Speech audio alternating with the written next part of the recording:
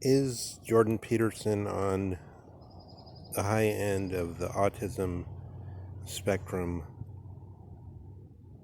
vis-a-vis the Western tradition? An attempt to infect a command in liberalism.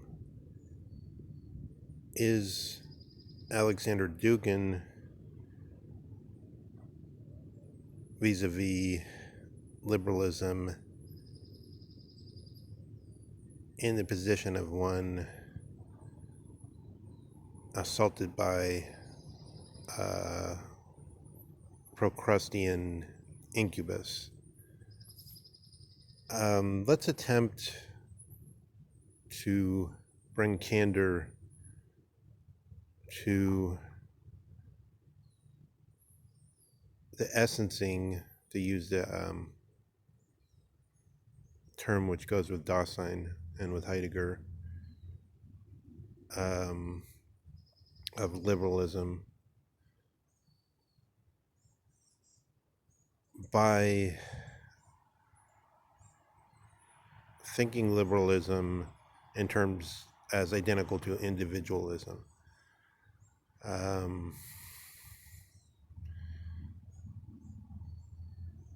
If liberalism means individualism, does it mean the same thing as a civilian state? So a state where the saying of Carl Schmitt about the enemy being the political concept par excellence, no longer can hold in a civilian state, because it's the governments that have enemies, not the civilians or citizens. We could coordinate civilian with citizen, except that in England you still have subjects rather than citizens, or at least I don't know what the official word on that is today, but at least overlapping in the time of the Free State of Geneva or Republic of Geneva claimed to have citizens. The American Order claimed to have citizens. The French claimed to have citizens. The rights of man and the citizen. The civilian state overlaps with the subjects of England. Once, it's not clear to me exactly at what time we should say that began. Is more ambiguous in the other respect to the is the Glorious Revolution the moment when the subjects really became civilians? Not really. Is it identical to not having a draft? Not exactly. Certain principles seem to come into power, and then you have a civilian state. As a matter of principle, the civilian state goes with the so-called individual rights, and then you get a strong meaning comes into this question of the difference between whether rights are nonsense on stilts, or whether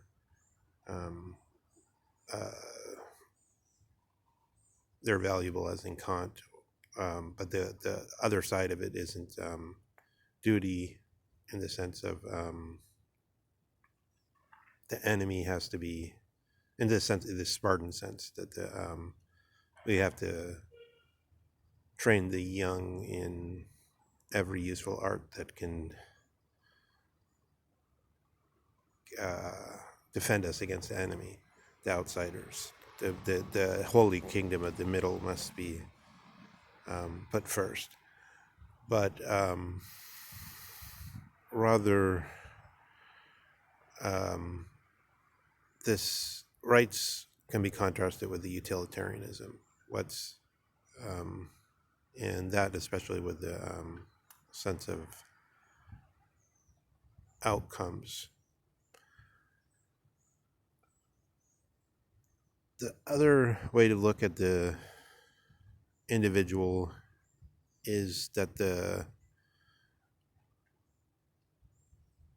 along an analogy with the Simmel's settlement on the fact value distinction, so that the values have to do with the principles of the regime, with justice, decay, with the true, the good, and the beautiful, let's say, and with the other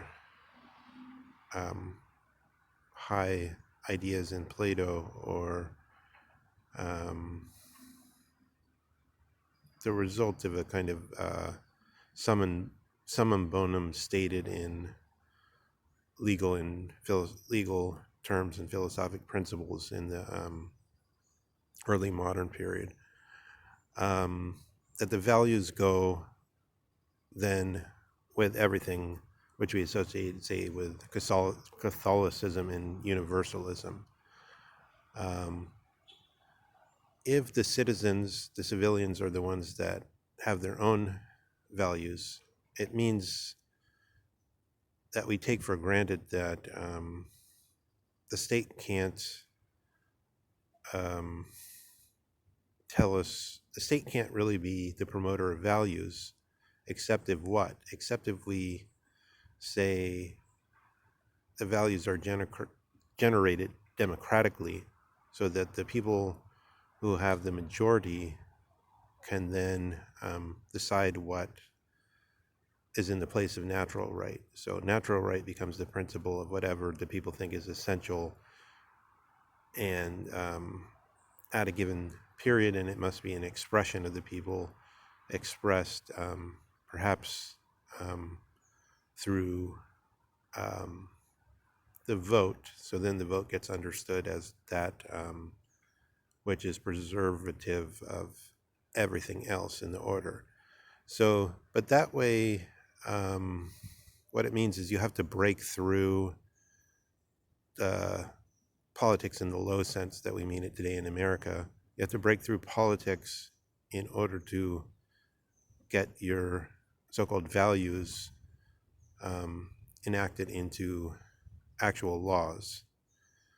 And then there's constantly this play of the regime, which goes with the managing of disorder, because when you create disorder, then you have the chance to bring in a change. So, like, for instance, of recent, you see the gay marriage issue. There's a lot of clamor for years, and then the change came about in the United States in the Supreme Court decision. And then the same thing with the Black Lives Matter movement, something like that. Once there's a disorder, then you can manage the disorder and bring the regime politics into the legal order. Something like that seems to go with the liberal individualist principle. So I would say here it seems like the autism partly consists that Peterson is asking for two things which seem on the prima facie to be contradictory. That one, he wants to come forward and say, here is my view on what the good is to occur, and to infect transformation in all individuals with this regard. But he would seem de facto, so it seems already there in what he's stating, that what he really thinks is the good is the individual order, whereby the state isn't there to enact what's good, but rather it's there for the sake of trying to get the majority of the individuals to come over to a view, or if not the majority, some regime which can, which always must be in practice, the regime that would have control would always must be a minority, in fact, because the apparatus of the government will always be very small relative to the whole country. So on one hand, he's selling claims about the good, but on the other, he's doing it through a presupposed notion of the good, which is that any notion of the good has to be sold in the terms of the marketplace of ideas and break through the society and come into existence. So actually, he's insisting on a form of the good that's already in place in order to sell a good which is kind of a secondary good. Whereas on the Dugin side, I see this Dugin's talk of universalism it's as though if we were to say, take him seriously as saying the Russian doesn't start with the individualism, he tries to speak in the terms of the liberal order, which is already the individual's order, but he can't be fully visible in those terms because it's Procrustean, right? And then he makes remarks which in some way he placates the liberal order by speaking in its terms to some extent, by speaking in terms of universalism to some extent.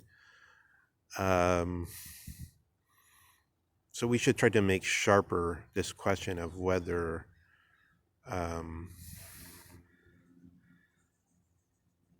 we should use some Catholic example. How does the Catholic Church stand in relation to all this? Are they totally outside this? Are they trying to affect change in the way through the democratic means? Or are they saying, no, this is simply the truth and it goes prior to what's already established in the individualist order? And anyone who would actually say what the truth is would be de facto prior to that order, and therefore their going through that order would be in some way contradictory. So we're going to have to look at some examples in connection to how Kant handles this, how the Catholics handle this, I think, to clarify it further. So Verlassen, Ben E. Forsaken am I.